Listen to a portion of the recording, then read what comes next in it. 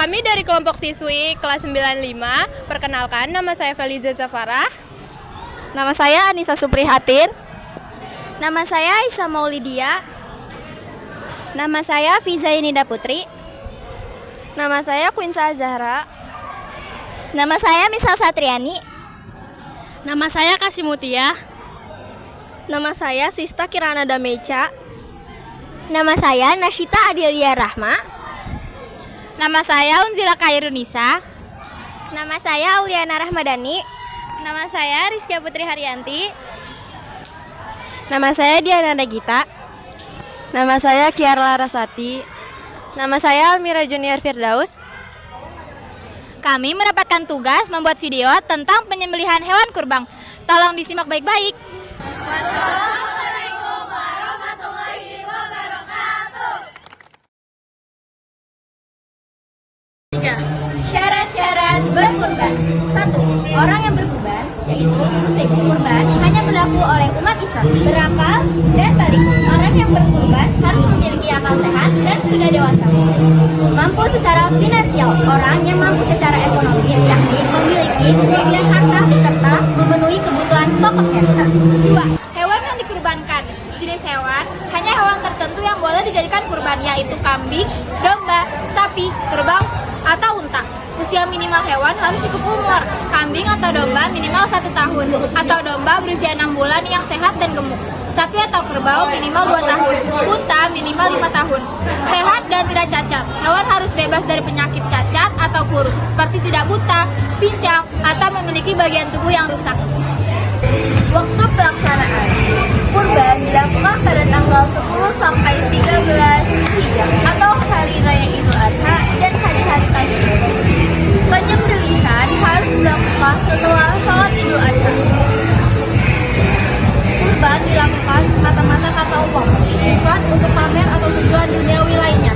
Jika semua syarat tersebut terpenuhi, maka kurban menjadi sah dan diterima. Persiapkan terlebih dahulu tentu saja hewan kurban yang sudah memenuhi syarat dalam syariat Islam dan juga peralatan-peralatan dalam penyembelihan hewan kurban. Di sini kami akan menjelaskan tata cara penyembelihan hewan kurban. Mari kita mulai langkah-langkahnya. Pertama-tama, siapkan lubang penampung darah. Setelah lubang penampung darah disiapkan, lalu kemudian hewan dihadapkan ke arah kiblat dan lambung kiri ada di bawah. Namanya hewan kurban pasti bakalan memberontak, maka pegang kaki hewan kuat-kuat lalu diikat. Aduh,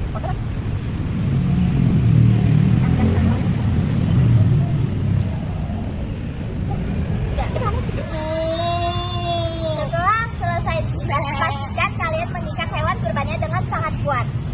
Setelah itu, letakkan leher hewan kurbannya di lubang penampungan darah.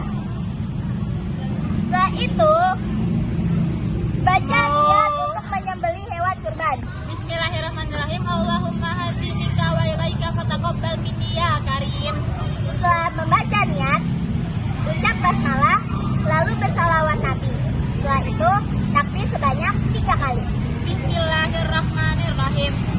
Allahumma sholli ala sayyidina Muhammad wa ala ali sayyidina Muhammad kama shallaita ala sayyidina Ibrahim wa ala ali sayyidina Ibrahim wa barik ala sayyidina Muhammad wa ala ali sayyidina Muhammad kama barakta ala sayyidina Ibrahim fil alamin innaka Hamidum Majid. Allahu akbar, Allahu akbar, Allahu akbar. Setelah itu, kalian sembelih hewan kurbannya. Pastikan saat disembelih terputusnya saluran pernapasan, saluran makan, dan 2 urat leher.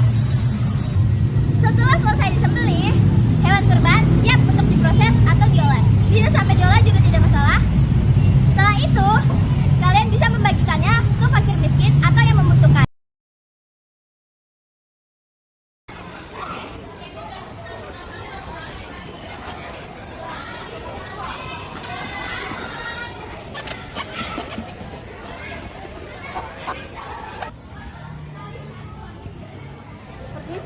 Ini ada titipan daging dari Mbak Nima. Terima kasih ya. Assalamualaikum. Terima kasih ya. Assalamualaikum. Salam. Ini ada daging kurban dari kelas 5. Oh iya, makasih ya. Iya, sama-sama. Manfaat berkurban. Yang pertama, mendekatkan diri kepada Allah Subhanahu wa taala. Kurban adalah wujud rasa syukur dan ketaatan kita kepada Allah. 2. Berbagi kebahagiaan dengan sesama.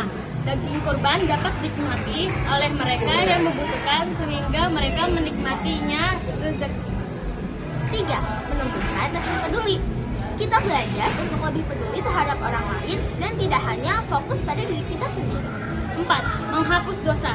Ibadah kurban menjadi salah satu cara untuk memohon ampunan atas kesalahan yang pernah kita lakukan. Yang kelima, meneladani Nabi Ibrahim. Kita diajarkan untuk ikhlas dan patuh kepada perintah Allah sebagaimana yang diajarkan oleh Nabi Ibrahim.